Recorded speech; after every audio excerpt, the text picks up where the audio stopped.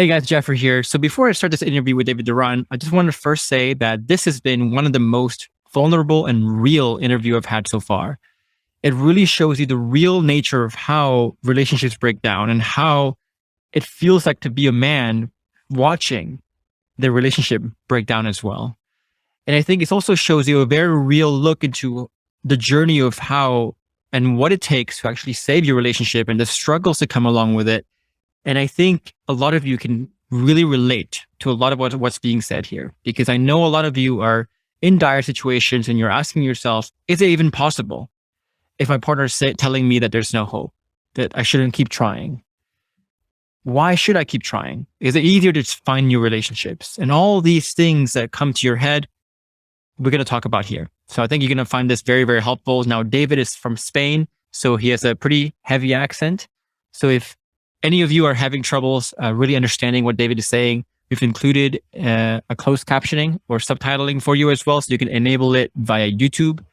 We try to make it as accurate as possible, so hope you find that helpful as well. But let's get into it, guys. All right, everyone, welcome back to my channel again.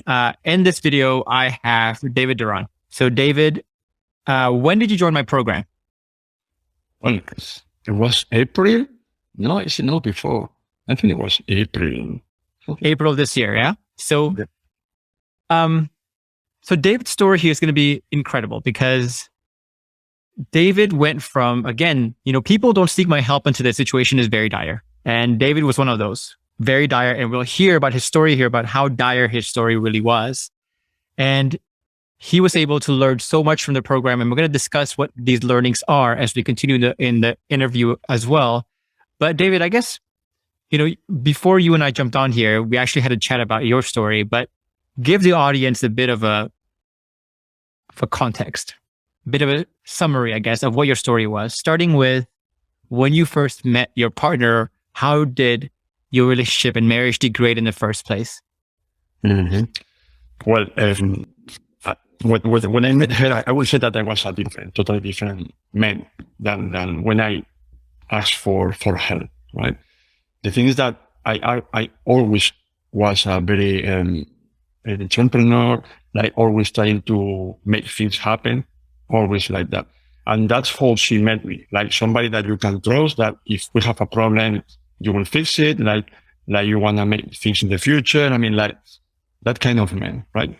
Yeah. Basically, when you first met each other, you were the leader in that relationship. You were a masculine leader. You know how to lead a relationship in all aspects, and then keep going. Yeah. So what happened? Then, I mean, as we know, right? Relationships are it's not like things happen and you have problems and you have issues, and I found myself unable to manage the issues. And it was every issue. It was I didn't have tools. It's just I didn't know what to do. The only thing that I thought in my mind was, I have to fix it. I have to please her. I have to make her happy. And as we later, I learned, right? The problem is that I was focused fixing the wrong roots. I don't have the roots. I didn't know what it was the problem. So I tried to fix everything else than the problem. Yeah.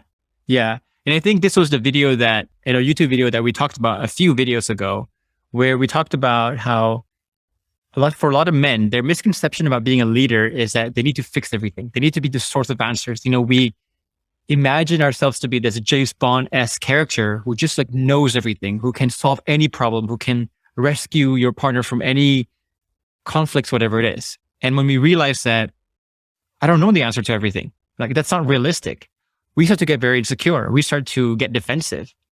And the insecurity, defensiveness can come in a form of active form, like anger often. And in your case, it became, like you said, you became very paranoid. You became very needy, dependent on your partner because you felt insecure about your manhood, I guess, because you can't solve all these problems. Yeah. Is that kind of what? Yeah. It's exactly 100%. It's like, and the feeling as a man is not nice when you see that you cannot fix it. When you are used to fix everything and you realize that you cannot fix it, that feeling, it's bad. It's bad. It's what I am doing. And then you start with the idea that what I have to do, And no matter what, how much you work, she continue feeling the same. Why? Because you are not working with the issue, with the problem, with the root. I work a lot. She doesn't see anything. So for my side is, man, you don't see all the things I am doing for you. What is it? And no. Yeah. I think this creates two problems whenever we have this wrong definition of what being a man and masculine figure looks like and leader looks like. One, you tend to get very defensive, right? And it's very difficult to feel safe around someone who thinks they're perfect or who thinks they should be perfect, because you can't point out flaws in them. If she was to point out flaws in you, you would either go defensive or you would just retreat. You lose yourself, right? Yeah. So it's impossible to feel safe with someone like that. And without safety, nothing can happen. Like she's unhappy about something. And the worst part is that she can't even talk about it, which compounds the problem. And I think this is what happened to you is, and it's sourced from within. Yes. This is a problem with you. And I think the second thing also with having a wrong definition of what being a man is again, when you can't fix it, right? You get insecure and you get needy, you get dependent, and you start doing all these things that you try to control your partner into staying in the relationship. And you try to do it usually by giving your partner what we call low level value. You work, you bring home the bacon, you bring home the money, you take care of the household. That's, if you look at Maslow's hierarchy of needs, that's the lower level needs. But that's not, if you look at a modern woman, a modern relationship, nobody needs that anymore. Your wife can get a job by herself. She can get financial security. She can get whatever you provide, the low level value. What she's looking for, what the modern relationships are looking for, they're looking for that higher level, the self-actualized value, right? That requires us to understand emotions, to work with emotions a lot better, not just logistically, did I bring home the bacon? Did I take care of my chores, etc.? And I think that was missing from your relationship as well, if I'm understanding you correctly. Yeah. And the thing is that no matter what, I had that feeling, and when you had that feeling is you feel like powerless. Powerless. And when you feel powerless, then I don't know, that feeling is, I won't be able to find the words to describe that, but it is the worst. Because you see that everything is falling apart. You see that the marriage it's going down, and you don't know what to do. You don't know what to do. And when you know what to do, you know a stupid thing. That's what it is. Okay, so you guys got married and you started to lose your sense of manlyhood here, your manhood, your masculine figure. You start to lose yourself a bit. And it got to the point where you went to porn and you went to even start dating other women. Tell me the process of the degradation process of how you eventually went to porn addiction and also how you went to discover other relationships, etc. What was that journey like for you? I will say that at the end, I was feeling alone. You were feeling alone? Alone. I was feeling alone. Alone, like powerless, alone, and lost. I would say the word is lost. And when you are lost, you are at the end of the day, you did your work, she's at the bed, you already ate, and you don't have, what you want to do is be able to talk with somebody. And what is the easiest way to talk with anyone? You go to internet, you find those chats online, and you start talking, and the problem is, in my case, is that the thing that you don't get from your wife, and I'm not talking about sex because I never cheat, and my wife is nothing like that. But you start getting like, hey, you are so handsome. Hey, you are so smart. Hey, you are so, those things. That validation, right? The validation, that acceptance. And I think that's also an interesting point that you brought up, because there's a feedback loop here where a lot of people, right? A lot of men especially, they feel unhappy in a relationship because they might not be getting the emotional fulfillment, getting the sex, etc. And they look at that and they blame their partner to say like, I don't think we're meant for each other. I don't think we fit each other. But what we're seeing here actually is you lost your sense of manhood, which makes your partner unhappy. Your partner being unhappy means that she can't reciprocate the love she has for you, and you felt unhappy, right? But there's a feedback loop here where you are a very important node in that feedback loop, where what you do, in this case, what you do is creating this negative feedback loop, which in turn comes back on you and makes you unhappy, right? And so you went to porn and you went to all these other sources to really seek fulfillment for yourself. And of course, your wife found out. She found out. Yeah. So that was when everything went crazy. So tell us the story of like, how did she find out and what happened? I guess, I mean, I always said, and I always said, and I let that in the program, that it sounds silly, right? But women are like sharks. They can smell blood from miles. So I guess she realized, she was feeling that something was wrong. Something was wrong in terms of, I don't know how, but because one day what she did is, David, give me your laptop. I need your laptop right now, right? And I because I say, you can get the laptop. Then is when she found an email or something like that about that girl, because so, and she found out the websites and then that was the point where everything got crazy. I mean, she felt like betrayed. She felt like I stopped her in the back. We just had for baby months ago. It was hard for her. It was hard for her, and she managed. I think that she could not manage that. And the problem on top of that I was not ready to manage that situation, right? So what she found is, I figured out that I saw David, and what I have in front of me is somebody that just cried. And that she got mad. I mean, from that point, we had months like very hard. Yeah. Very. Do you know when this was? So you joined the program around April. Do you know when this was, when she discovered the affair and so on? Oh, that was, I would say the year before. The year before? Yeah, about, I would say September. Okay, so like this, the latter half of the previous year, basically. So it's a good 6 months before you joined the program. Yeah, and I tried all these 6 months. I tried, Geoffrey, all that you can imagine on internet. Yeah, let's talk about that. Yeah, so I'm guessing when she found out, that's when she told you, and you said here that she wanted a divorce. She told you that she will never be back with you again, ever again. That even if you get back together, that she will never love you. She will never be able to get rid and forget about what you did. Mm-hmm. And many more. And many more. Basically, there's no hope for us. Why do we even try? Freaking forget it. No, and I can say that it's not about trying to make it like to show worse than it was. Very bad. I mean, and she started dating other men. I mean, it was no hope. When I say no hope, I guarantee 100% there is no hope. I mean, I remember your first post. Yeah, I remember your first post where you basically saying like, hey, this is my story. Look at how much little hope I have. And I kept telling you at that point, look, man, it's not unique. Come on.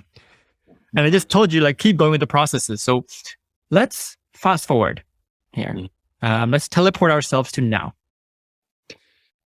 What is like now? What is now? What is now? The summary is, Geoffrey, that I am a different man. That's the summary. Anything that I can tell you about now is that I am different.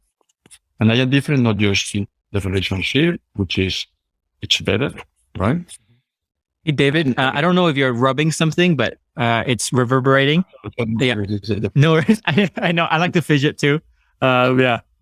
No, but I said that in my job, family, friends, projects, everything has changed.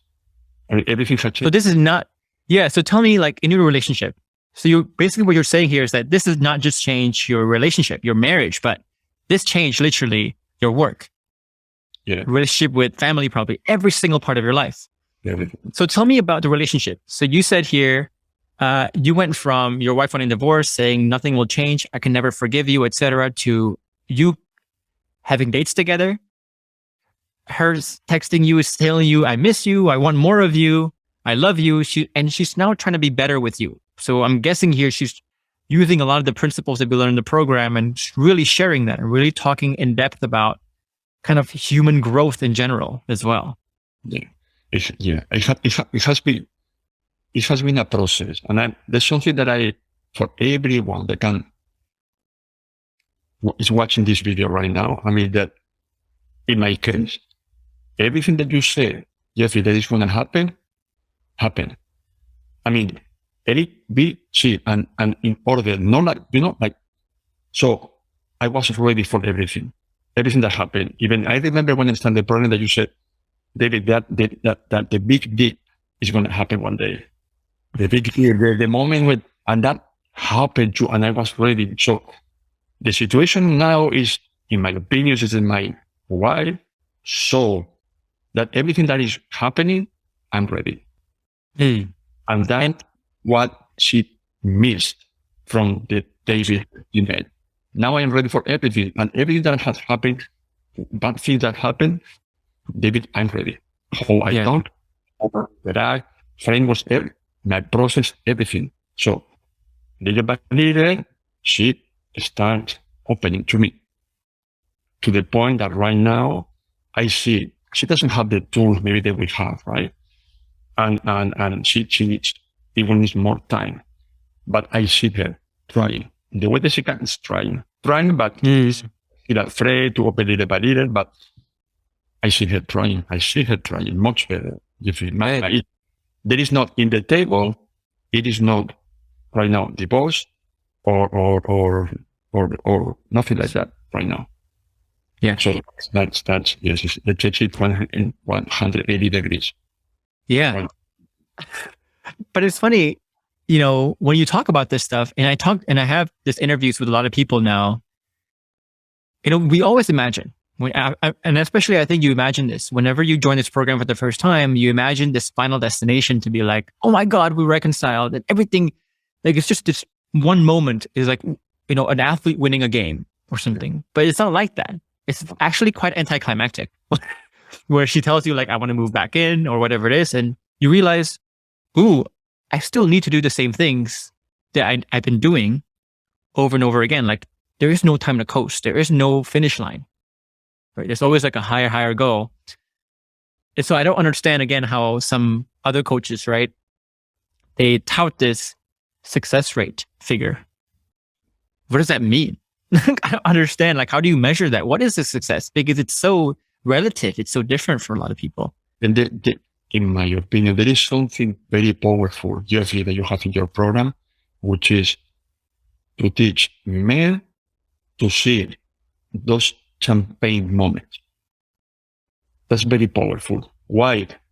Because if my goal is to get back, maybe I will be suffering right now, right? I'm suffering right now, trying to my stress. But to be able to understand that, hey, look, just that comment shows that she sees changes. There are many things, many moments that they are really the milestones, the goal in your journey. And that's what you have to, and that's very powerful. There are many good things in the program. One of them is that to understand that it's a road, it's a path, and you will get those things little by little. If you see those things, you will get the energy that you need to keep working. It's easy. Yeah. So I think what you're saying here is, in the program, like what we always say is, no one's situation is really that unique. And I think you experience that firsthand, where I literally in the program will tell you, this is the milestones. This is where you'll start. And then I'll tell you, this is where things go down. Things will become harder, not only harder in terms of self-imposed hardness, where you are struggling to change within, but also hardness from your partner when she's resisting you, resisting your changes. And we'll talk about the details of this a bit later. So I show you all the different milestones. And what you're saying is that the milestones that you met in your own journey was exactly the same as how I outlined it. Yeah, exactly. And just knowing that this is the milestone that I outlined for you, you knowing that means that I must not be unique. And the fact that I must not be unique and people have gone through this, that's your motivation right there. That was like you set your sights on, I'm on the right track. Even though things are going downhill right now, I'm on the right track because things do need to go downhill first. Very powerful, Geoffrey. It's like, like when you are running and you're thirsty and you need water, those milestones is the water that you need to keep going. Good. Yeah. And remember, I think that at the beginning I told you, and I wrote that to all the brothers in the program. I said, that I have a background in martial arts, right? So in martial arts, he said. Yeah. Martial arts. So what I did is, what I do or what I teach is, David, you have tried everything, right? Or everything. If you put your trust in this program, because when I phone you, I said, man, this doesn't make sense. What I did is, don't think, just do it. Just do it. I told you I have process, even to go to the bathroom. I mean, I have process for everything, and I just follow everything. And what I saw is that if you follow, you don't think, just do it. Do it. No matter what, do it. Keep. This is like when you are learning how to punch, how to everything, then is when things start changing. I saw that. I mean, 100%. 100% is 100% is 100%. Like when you learn something that you say, no, this is follow. Understand? Yeah. Follow. And the thing is, let's talk more about like your journey of finding me and trusting me and getting yourself to trust me, because you're a very analytical guy. Like I saw your mental map and I see your approach to the program. I mean, what do you do for work? Like, just curious. I am project manager. So you're project manager. So you are systems oriented, you're process oriented, you're logical, and you understand like what's BS, what's not. And so let's transport ourselves back to when you first found me on YouTube. What was your first impression? The first impression, honestly, is I would say he's too young. I'm too young. Yeah. I get that a lot. He's too young. But that was just an impression when when you see the video, right? The video. But because I think the best thing that I did was to have all these coaches before, all these programs before, because I used to not think, another programs. How many courses did you take before you bought mine? 7. 7? 7. I only said 7. And some counselors from George, they went for free. And yeah, a lot. So a lot. Yeah. So so obviously you joined the masterclass and I extended the offer to you, hey, join the program. I can help you. And when I get on those calls, David, I make some lofty claims. I do say like, no, whatever programs you have taken, forget everything else. This is what you want, right? You're going to trust this one. And I want you to trust me blindly. In fact, we do turn down a lot of people who cannot trust me blindly because like you said, like just trust me blindly, you'll be fine. Mm. What was your struggle in the beginning? I'm sure you struggled to trust me blindly. Like what did you tell yourself? What were your doubts? I didn't have struggles to look. As you say, the way, and it's true, when you saw my mental map, that tells you how I process things, right? Because the first struggle that I had was when you talk about the mental map and you show that Microsoft Word pages of mental map, and I look at him and say, look at it and say, no, this is not I cannot use the mental map, no. So the thing is that when I saw the way that you, the structure of the program is, it like match that I feel or I can learn, right? Like which is the pyramid, phase 1, phase 2, phase 3, okay, safety, pose, safe, then I say, okay, this sounds good, this sounds good. Then when I suggest, Geoffrey, my mental map, right? And you said, go ahead with that. And I say, okay, 100%. Then I said, yeah. Was there a part of you that said to you basically, oh, well, there's a lot of people who claim they can do a lot. Like, a lot of salespeople, they'll say like, well, I can do this for you. Yeah, I can give you these results. Was there a part of you that thought like, yeah, he's just saying fluff? Like, no, that's, I saw that with the first video that I saw. You talking about those things that I was, about relationship. This is the first video because I did many before. What I was used to is okay, this is the problem. I mean, they were very, very, very good to tell you what your problems are, but very, very, very, very bad to tell you how to fix it. Yeah, it's like they're good at diagnosing something, but they're not good at like, okay, I have cancer. What do I do? I don't know. Yes. I don't know what the treatment is. And so, that there's a lot of coaches like that too. Like, but ironically, I don't understand this, David, is those videos get the most views, right? If you have a video around why 5 signs your partner's going to leave, why your partner is a narcissist, those get like millions of views. But then if you say to people, this is what you need to do, you get like 50,000 views, which is the unfortunate thing, right? So I don't know, like, yeah. In my opinion, this is like, if you have, as you said, you have cancer, you are sick, you need somebody to give you what you want to hear, right? Then you will get a lot of views. But you don't say what I want to hear. What I want to hear, Geoffrey, is that you say, hey, in 1 week, your wife will be with you. Yeah. 2 months, your wife. That's what people want to hear. But you hear a lot of that in many places. They don't say that straight because they always say, I cannot guarantee, but they give you that impression that they can do those things. When you are with you get, oof, I had to work a lot here. I had to work a lot.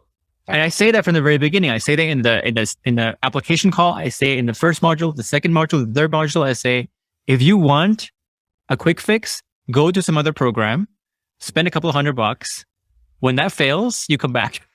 Okay. I'm not gonna. Yeah, I was there before. I already spent the money, so for me it was easy. Yeah, but I mean, I found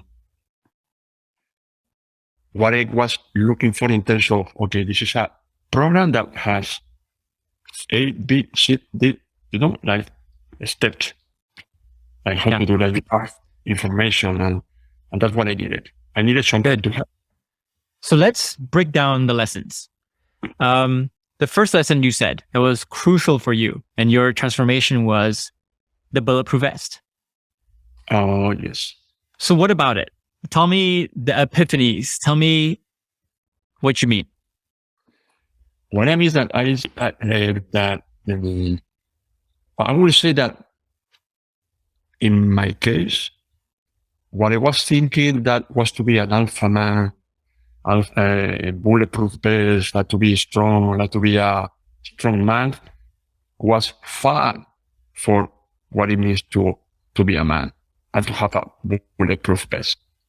You can have the best strong bulletproof vest and be open and kind with your partner. So for me was like to find a way to fix my issues of dependence, of neediness, or all of that.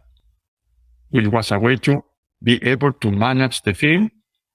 And because when I had time, when I was able to manage, I could think and I could go with frameworks or ideas or process.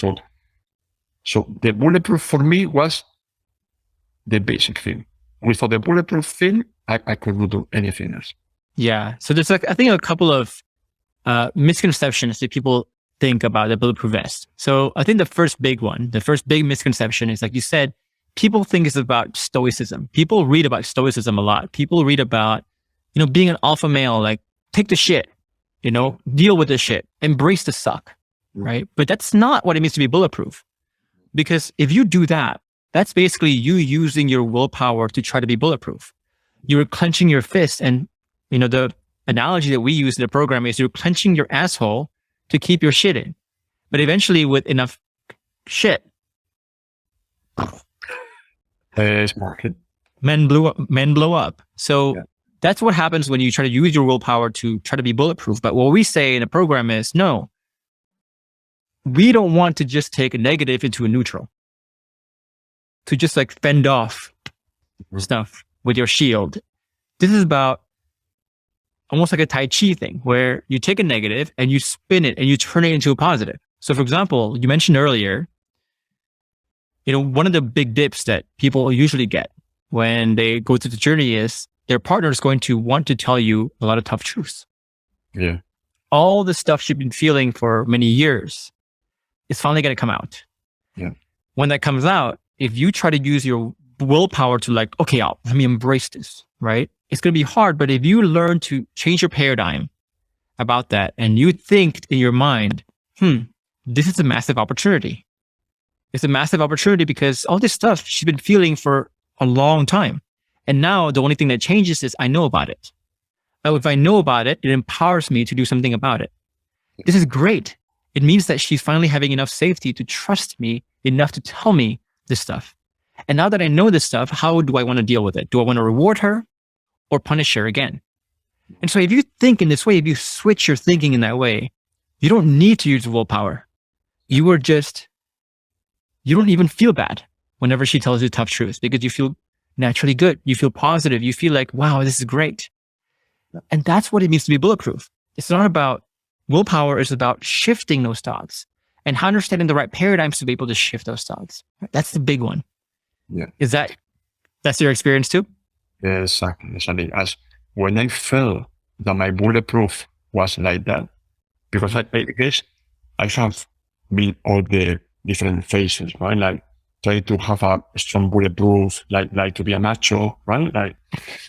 But at the end, when I finally felt like just what you said, like I could manage. It's like a flow. The things come. You say, okay, this is happening. Okay, I can use this to improve. When you feel like that and you have that, you can do everything. At that point, pleasurable. Yeah. At that point, I knew that I was going to get my wife back. When I felt like that, and I said, everybody just get that point in your bulletproof, and nothing can stop you. Yeah. And I think the second misconception people have about the bulletproof vest is it starts with untethering, right? It starts with you being able to look at the outcome of you getting your partner back, and you're not so driven by that anymore. It's not the sole purpose of why you do the things you do. Now, a lot of people take this the wrong way and they say, well, Jeff, are you expecting me to just not care about my partner then? No. What we're saying is get detached or not attached to the outcome and learn to love the process intrinsically, right? Yeah. Because only then, if you are doing something because you want to get your partner back, she can smell that. Like you said, there are sharks who can smell blood in water from miles away. Yeah. And if she senses here that you're doing this to get your partner back, but you don't enjoy the process intrinsically as it is, nothing you do can seem genuine. Yeah. Because she knows that if you don't enjoy the process, if you do come back, you will find every reason to abandon the process once you don't need it anymore. Yes. Right? And so that's another part I think that I hear you saying is the untetheredness is you learn to love the process in itself. I think that I could not live right now with the processes and not everything that happened to me, relationship, everything follows the same way, same process. Yeah. And as you say, my wife, she's done. Yeah. She's done. Because I see how she reacts to my reaction. And she feels like very comfortable now with anything. Very comfortable. But what's funny is, and we still get this with our clients too, right? Who just joined, the newbies. they look at their partner and they see their partner like, Jeff, my wife is indifferent. She's done. She doesn't care about me anymore. There's no hope, right? And they feel bad about that. And they go like, oh man, I feel demotivated. I feel bad. I feel bad. I feel bad. But what people don't realize is how bad you feel about your partner not wanting you back, how much you want your partner to come back, actually has nothing to do with your partner coming back. In fact, it's the opposite. So the more you complain, the more you're so tethered, that should tell you your tetheredness is probably why your partner wants to run away right now. Exactly. And I will talk in my case, right? My experience. The worst thing that you can do is to keep showing that, hey, I am doing this for you. I am trying to be better for you. I am trying to talk like that for you. No. It's about when they see that, hey, this is how I talk right now. I'm so shit. This is how I am. I mean, this is how I manage things. And if you work with that, she will rotate. She will rotate because this sounds silly, but in my case, I always told myself, I said, look, because she has been dating other men. I have very bad experiences with that. But I always said, they cannot never be better than me, but they am right now. It's impossible. It's impossible right now. So I just need to wait. And that happened. Why? Because no matter what your wife or your partner is doing right now, if she's having an affair, if she's dating someone else, that person is human too. That person one day, she will be angry. She will say something that makes him angry or whatever. Then she will start comparing. We say, wait. What I had at home is much better than this thing. I mean, it's just question of time. You will show. I have even a post on Facebook about cars and Ferraris and BMW. I love that. I'm going to get into that. Yeah. So let's talk about the second thing. So we talk about the importance of the untetheredness and the bulletproof vest, but you mentioned another thing that's interesting, which is you need to be process oriented. And part of being process oriented is that you need to stick with the processes through thick and thin, no matter what. And you talked about this journey where you went from your partner not believing you into finally believing who you are because you're consistent, because you keep showing your new self with consistency, with time, etc. And breaking through this journey is what we call breaking through paradox of change. And it's the moment when you start to change, your partner is going to want to doubt your changes. There's no way this can be real. There's no way this is his new self. There's no freaking way. And that's actually when your partner will resist you more, will intensify her resistance, her doubts, her tests, her toxic behaviors, etc. What was that dip like for you? But it was, I mean, the confirmation bias, the resistance was heavy. And as you say, the more I changed, the more. And even her friends, everything around her was telling her, this is just because she cannot live without you. Because now I remember this every day, like, now you know my wife's telling me, now you know how much I value. Now you know what you lost. Now you know. And the environment everything was said like impossible. But as I said, in my case, what told me was, I said, Geoffrey, that I'm going to do everything like martial arts. I mean, and I keep going, no matter what. Yeah. But the important part, I think, the important distinction, I think, that you're implying here is that during the dip where she's basically saying, look, I see you changing, but I don't believe you. But now I hope you know my value, right? As a partner, I hope you know my value. And the temptation, I think, at this point is for you to say, well, let me show you how much I've changed. So you're trying to logically convince her, look at me, I'm a better man. I'm a best man. I'm better than this guy. But I don't think you did that. I think you basically said, like, let me change in this genuine way and let me show her how genuine this is. I don't need to tell her anything. I don't need to tell her how awesome I am, whatever it is. she will see it. Because when you make your changes so massive, they will see it. But this is why you have to follow the program. Why? Because I did that one time. So, hey, look, you don't see what I am doing. You don't see that I did that one time. But because I already have a process to help me to understand her outcome, when I did that one time, in 1 second, I realized this is not working. I don't have to do that. Without a process, maybe I will continue asking, you don't see it? You don't see that I am better? You don't see that So I did it one time and I saw it. I said, okay, David, forget it. Just do your work. And I have been doing my work and things start changing on her. I think that the environment around her starts changing before. Like family, telling to my wife, you should go back with him. You don't see that he's funny? Then her friends even texting me, her friends, David, keep going. She starts saying few little good things about you. You understand what I mean?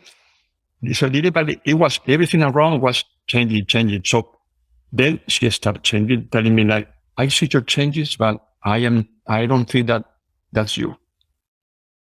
And I understand that. It's okay. I understand how I would be thinking the same if I was you. So I understand. Yeah. But I keep. So one day, right? She said, hey, you want to go here? You can here. We're going to go with the baby. So basically asking you on like to spend more time, to have more dates and everything like that. Time. But she's not, she was not saying, hey, I want to be back with you or nothing like that. But she was opening little by little. Yeah. What's interesting though is, again, a lot of men listening to this, right? The problem with a lot of people's approach and a lot of coaches' approach, other programs' approach is all talk, no walk, right? Like you can't just tell yourself you're awesome. You can't just tell yourself you're high value, man. That's a very difference between saying that and becoming that.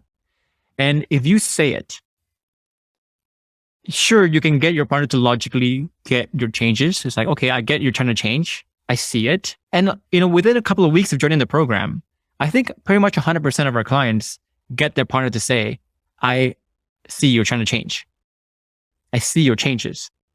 But it's a very different ball game for your partner to see your changes versus her feeling it deep down, believing it deep down, right? Feeling it to her core soul. And that's where I think you need to back it up with real changes. Yeah. And so, but it takes a long time for your partner to get from that I see your changes to I feel your changes. And so she's going to want to test you. So very subconsciously, because only through those tests, because only through the hard moments, right? To the moments that are subtle, subtle micro expressions, microtones, the curveballs, when it's hard, when those are moments when you would go to your defaults, basically. She wants to know, do you default to your old self or do you default to your new self? Yeah. Like people do this, like people say, I can be bulletproof, but at that point in time, I lost my bulletproof vest because I was tired. I was sleepy. Yeah. Well, that shows who you are, right? That is your default. You haven't changed your default. You haven't changed your identity. What you're saying is you have to change your default and do it for a long period of time until she believes you. Yeah. There is, I remember one of the brothers in the program wrote one time that I said, yes. He said, my wife just told me what I'm going to feel from the boss tomorrow, right? And he said, okay, let's take a walk. Let's walk. Yeah. So I said, this is what I have to reach. This is at the beginning. This is what I have to reach. And my wife has texted me similar things like things that you're talking, you can have a very good conversation, right? And say something like, and you say, hey, what are you doing tomorrow, right? I have plans. I am going to date somebody.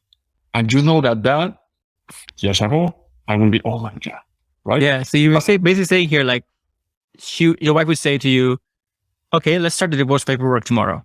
And you would go like, the process that you follow is, hey, give her freedom, lean into it, right? Yeah. Just show your changes. Don't need to like find all these politics to try to get her back. So you say, great, let's do it. Mind blown. It's like, what? I'm going to go on a date with someone. Hey, that's okay. Tell me about your date. A lot of men would see that. What a weak thing to do. But you're like, no, they don't understand the process. We understand. And you see, I can say that I can't remember. You see her face. If I told her, she would say, what? I did nothing, but because she cannot see it herself, I guess. But from me, like the experience that years before, to see her face, how she react to my reactions, I was, yes, those things make her feel that you are different. Yeah. Those are things, and you have to keep going. Yeah. So what was it? What was it you felt like? We talk about this internal growth a lot and becoming an irreplaceable man, right? What was it for you? What makes an irreplaceable man in your definition now? And what I will say now is that she can, and I told her, she cannot find what we call safety. She cannot find it anywhere. And I'm sure of that because sometimes we have talked about the men that she has been dating and telling her things that she's cold or, like, because we talk about those things and she cannot find them. She cannot. And I think what you mean here also is, you mentioned the word confidence to me, right? What you regain was the confidence. But I think what you regain, that confidence that you gain, takes on a very different form. Before, and correct me if I'm wrong, the confidence you gain was fake. It was pseudo. It was from watching all these videos of this alpha male telling you to be alpha, right? Take it, embrace the suck. That's how you source your confidence. Mm-hmm. Now you source your confidence in a more finessed way, to where you're basically saying now, it doesn't matter what problems come my way, right? One, I know how to create safety. I know how to maintain safety. I know how to make her feel emotionally fulfilled. I know how to understand her on a very deep level. And I know how to say, I don't know yet. Let's work on it together. Mm-hmm. Yeah. That's the level of confidence that is more finessed. It doesn't take on the archetypes of what it means to be masculine, right? But that's what real confidence looks like. It's saying, I don't know, let's figure it together. Let's be a team here.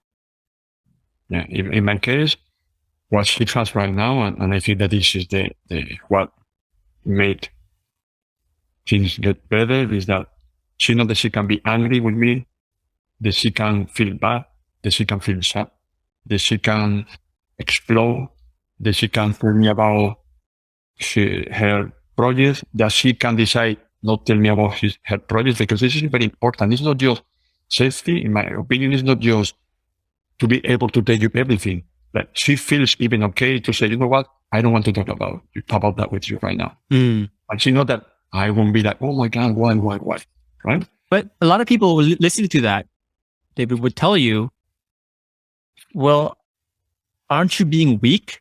Like, you allow your partner to scream at you, to shout at you, to get mad at you.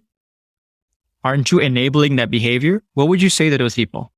But I will say that what you want, you don't know what you want. Because if you want a human being, a woman, and your partner with you have to understand that people can be sad, people can be happy, people can be angry, people can be in silence.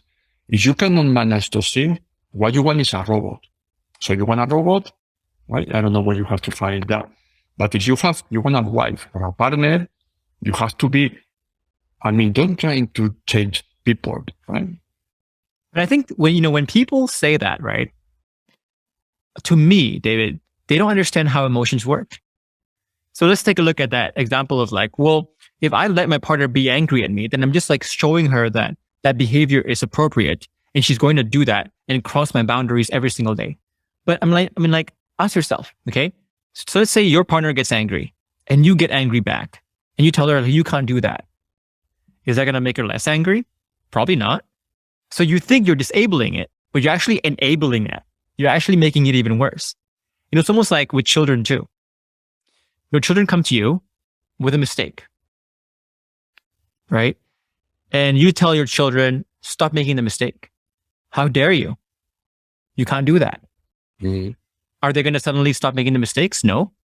The only thing that changes now is that they're going to keep making the mistakes. They're going to keep feeling that, but they won't tell you. It's the, in my opinion, Geoffrey, I agree with you 100%. And it's the definition of what a man is. If you want to be a man that can only function or work when everything is fine, you have to rethink. You have to think again about what a man is for you. Yeah. Man is a person, in my opinion, that you can be able to work with anything that you face. Because the only thing that you can face is that happy wife, pretty wife, nice and giving you all the sex that you want. This is what you want. In my opinion, you are not a man.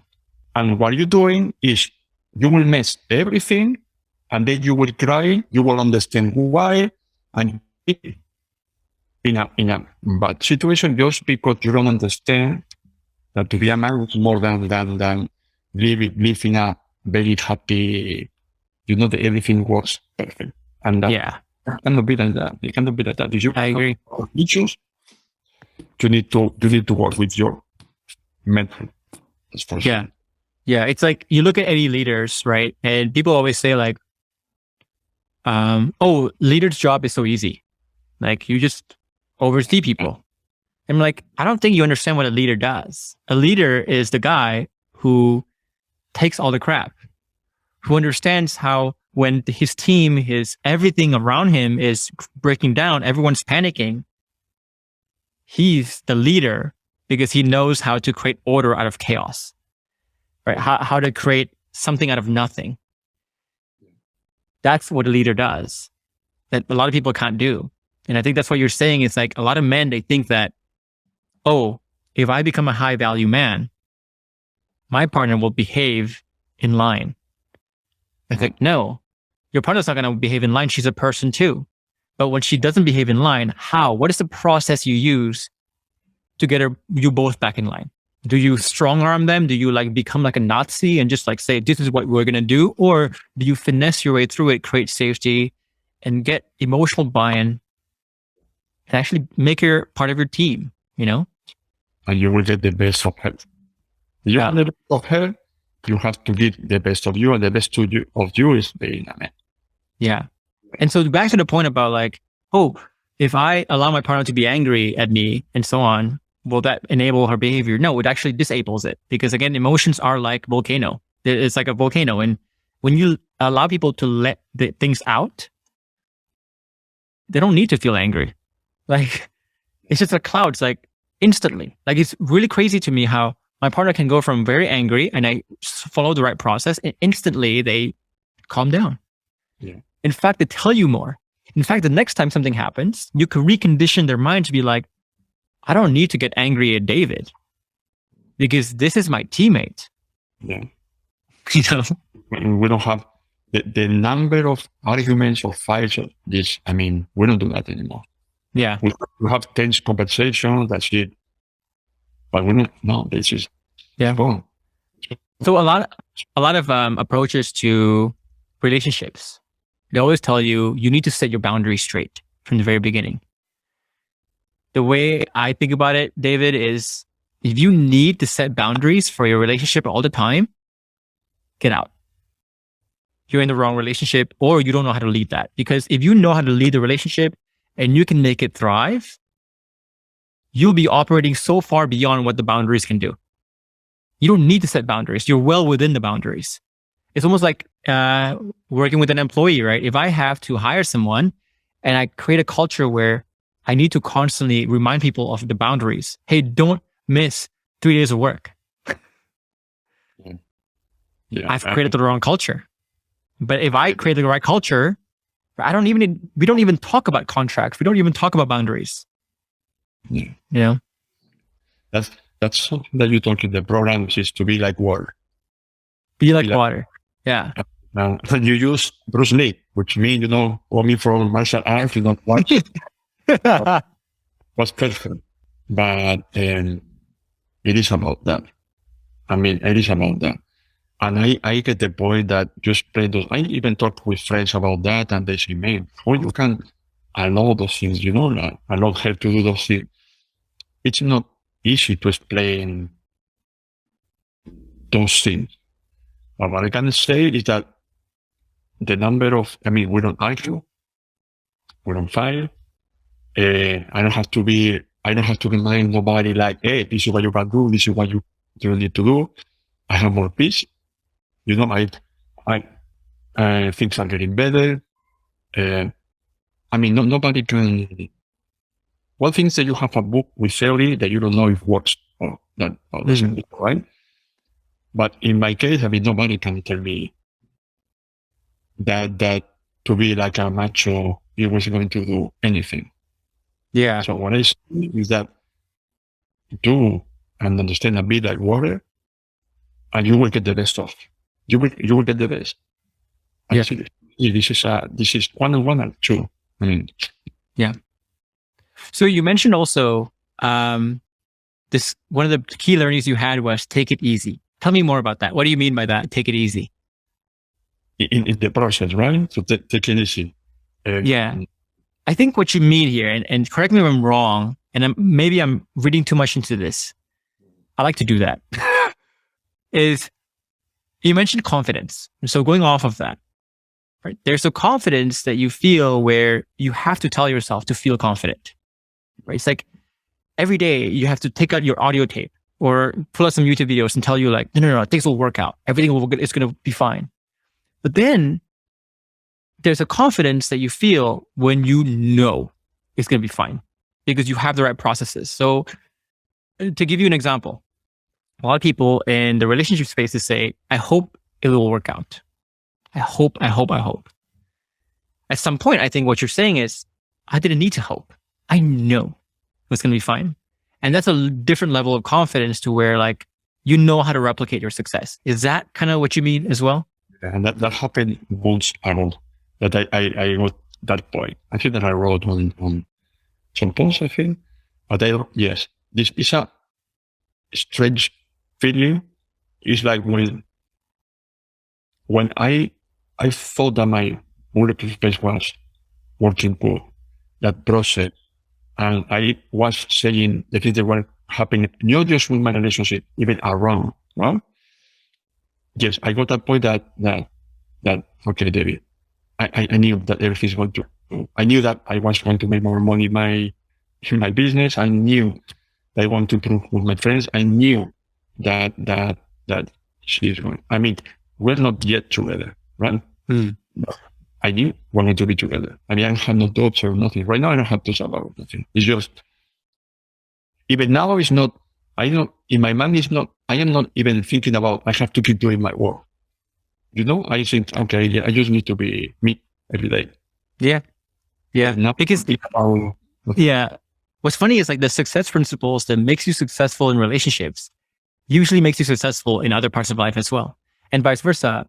If you're a failure in relationships, you are being held back. If like a lot of people do this, like we enroll a lot of very high power men who makes a lot of money.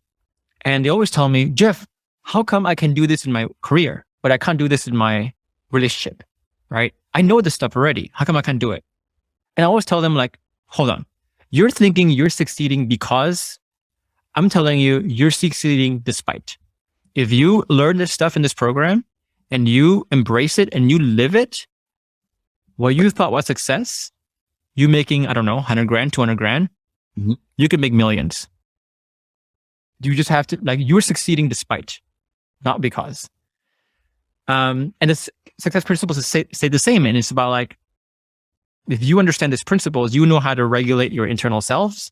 You know how to regulate human emotions and regulate and basically be compassionate, connect with people in a very deep level as well, which helps you anywhere, Yeah, exactly. It's slightly 100%. It's slightly 100%. because it's like when you say, and you said that many times, like, this is how you become, right? Nowadays, the person is you. I mean, now I don't see the difference between the person or the BPB, or I even stopped talking with the technical words, and and you see that in my posts. I barely talk about technical words that you use in the program. Now, I talk like, because now I don't see the difference between my BPB or the process or no process. No, It's just part of you. It's just like it's become part of your nomenclature. Like how a lot of English speakers, right? When you ask them like, how are you so good at English? I'm like, I don't know, dude. I just do. That's who I am. I'm an English speaking person. It's kind of like you too, where like, I don't know how to label it. Yeah. This is just me now. And everybody, if I made that, everybody can do it. Just keep on. Yeah. Everybody can do that. Everybody can do it. And when you reach that point, it's like Max. You start seeing things the way they see reacts, the way she start talking, the way they see said. I mean, and that is because when that happened, I guess any test that she tried, any microtone that she cannot see nothing will be nothing. Nothing. Yeah. Do you mind if we go like 10 minutes later? 10 minutes over? Do you have somewhere to go? Yeah, no, you don't have problem. No. Okay. Yeah. So a lot of people, right? What would you say to those people right now who still are relying on hope? Like they look at your story, they look at other people's story, they look at success stories and they say, well, I hope I can be there one day. There's a difference again between like, we always say in the program, hope is a terrible strategy. If you are relying on hope, it means that you fundamentally do not understand the principles enough to be able to manufacture and replicate your success. The same way I don't need to hope my business will go well in the future. I know it will because I know the mechanics of it so well. What would you say? I will say that they have to, because this is what I did. They have to stop, right? And take one moment to think about that. Because all of them in the daily routine, they have things that they do, that they know if they do, they get what they want. If they go to work, they're going to get the check. If they clean the house is going to be clean. So they already know that when you do things, you get things. The right process equals the right outcome. Exactly. So now this is all that you have to understand. That you have a process, just follow the program. If you follow the program, you will get the outcome. I know that it's hard. It can be hard at the beginning because you want to see good outcomes from the day one or things like that, or because you want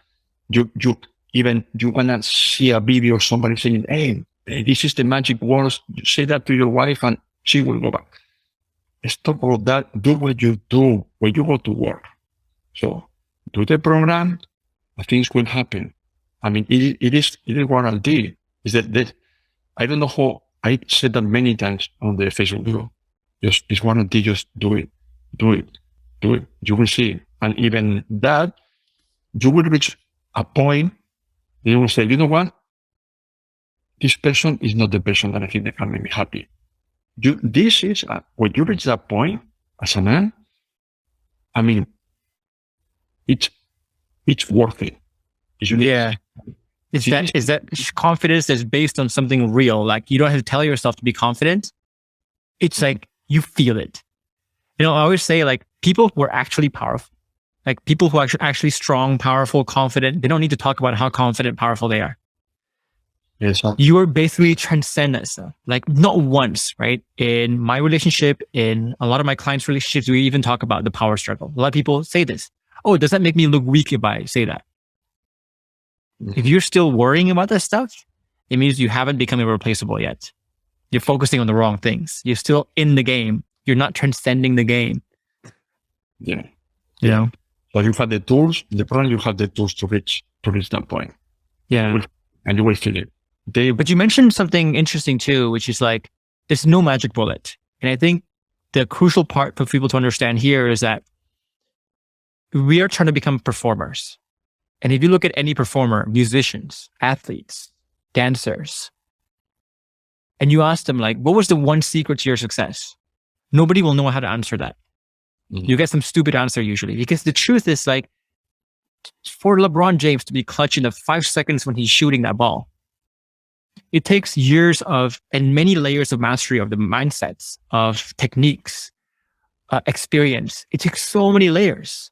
Yes. And you're just saying the same thing. It's like, there's no magic bullet because there's so many layers to learn the program. And you need to master all those layers, one layer at a time. You cannot rush it. This is on you. This is your journey on how long you take to master the processes. You master it fast, you're going to become a performer fast. And you know what to do everywhere, no matter what game you're in. Yeah. And that's what I said in the beginning, that if you have the milestone, you will see that you're going forward, that you're moving. Yeah. Yeah. That's the good thing in the program. It's not just, hey, do this for 3 months and then, no, it's do this. And the thing that if you can read properly, you will see that the program is telling you what are the things happening. Then when you see that it's happening, nowhere in the program tell you, okay, do this and your wife will have sex with you tonight. Nowhere. But it's tell you the thing that you are going to see changing, and you will see. So that's. I mean, you have the program and the indicators about the program. Yeah. So that for me was very useful. Good. Because you see, then you have more energy to do then again and more and more and more. Yeah. And what was the role of, you mentioned group support. Obviously, a massive part of our program is that group support, is being able to join a community with people who you realize very quickly are probably facing much worse situations than you are in, who were playing at a very high level, and who are achieving crazy success despite with their situation. Tell me what that group support was for you personally. Without the group, I don't feel that you can do that alone. Because when you're in that situation, you are alone. I mean, this is something that you talk with your family, or you explain to your family, but it's not that you work with it with your family or obviously with your partner. So when you go there and, as you said, you talk about your issues, your problems, and then you have always somebody there that gives you that advice that that's everything. And that, for me, when I say about milestones, the group is another milestone. Because when you explain what is happening to you and somebody tells you why, and you say, yes, this is a milestone. Okay, I am in a good direction. Yeah. So you see the path that other people took. And when you see your path going like, oh my God, my path is exactly the same as yours. And so I'm you basically 6 months ago, right? Yeah. I'm you 6 months ago, and you see, okay, if I'm you 6 months ago, 6 months later, I'm going to be you. Yes, exactly. That's exactly. I felt that many times. Many times, yeah. Yeah. That's the example that I told you, like, hey, the wife telling him, we're going to file for divorce. And she said, Anthony was, yes, I think. And he said, you want to take a walk? Let's take a walk. I said, I want to be there. Yeah. Because I know that he's mastering that thing. Yeah. Go to any issue, I will find a way. I will find something good to get from there. Exactly. This is what and I think the other part of that group support that I've been thinking a lot about too is the notion of it exposes you to new standards, right? Of what it means to perform, what growth looks like. So we talk about the 10-second barrier and how 70 years ago, it was impossible for humans to run under 10 seconds in a 100-meter dash. Impossible.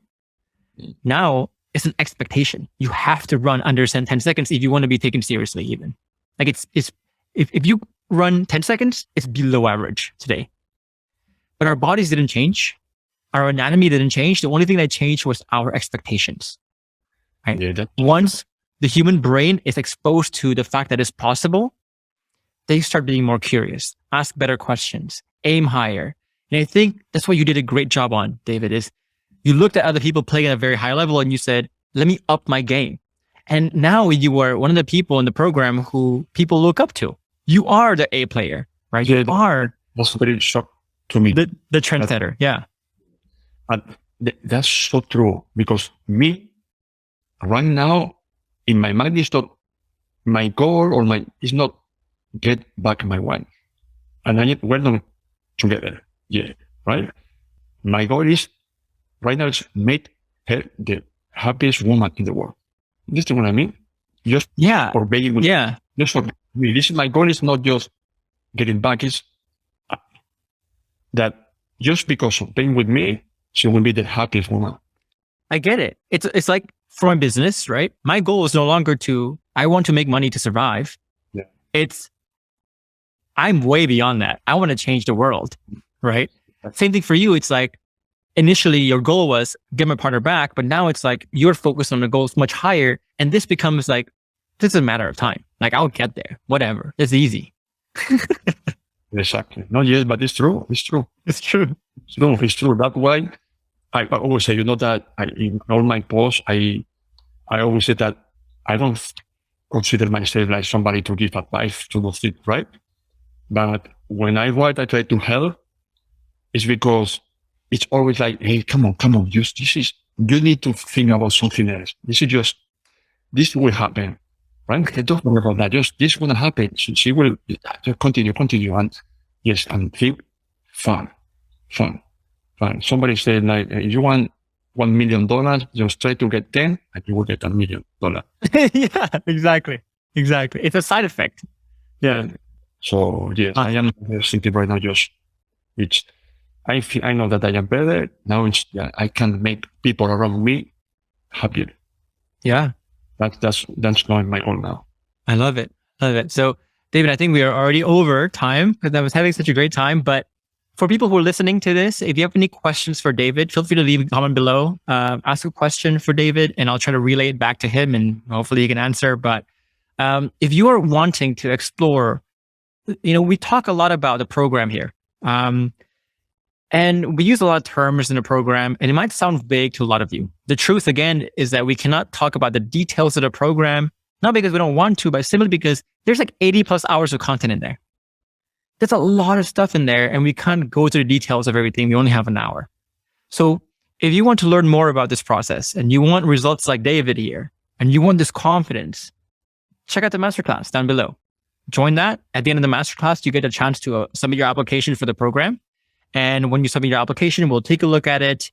And if approved, you'll have a chat with a member of my team to see if enrolling in the program will be a good fit for you.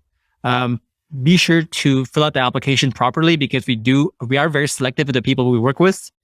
But yeah, I hope to see a lot of you in the program. David, any last piece of advice before we drop the call here? No, just keep doing no matter what. Keep doing no matter what. Yeah, and you will make it. Good. All right, David, thanks a lot for taking the time. Hope you guys enjoyed that as well, the listeners here. And I'll see you in my next video or the next interview I have with one of my clients as well. Thanks, guys. Okay, bye.